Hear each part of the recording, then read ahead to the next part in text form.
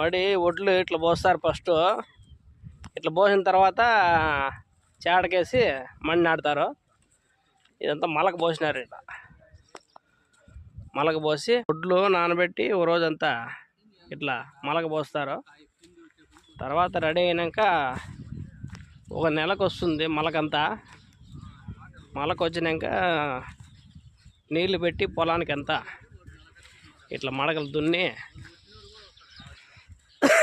బురదమల్ల సేద్యం చేయాలంటారే, ఇట్లా కల్టివేటర్ వేసి రోటావేటర్ వేసి లెవెల్ చేసుకొని దీంట్లో నాడతారు.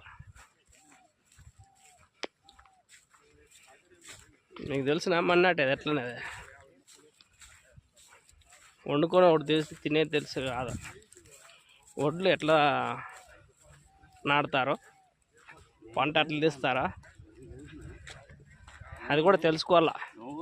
ప్రతి ఒక్కరు కారు తోలుకుంటా పోయి ఏదో కంప్యూటర్ ముందర 4 అక్షరాలు కొడితే చాలదా, ఇది కూడా తెలుసుకోవాలా.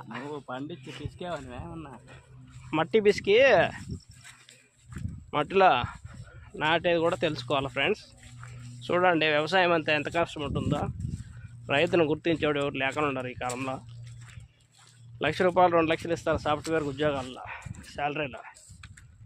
బయట కంపెనీ వాళ్ళని నమ్ముకొని సాఫ్ట్వేర్ కంపెనీ నడుస్తూ ఉంటుంది.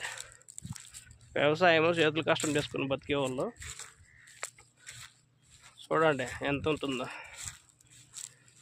వీడియో నచ్చితే లైక్ చేయండి, ఒకవేళ నచ్చకపోతే గమనించండి.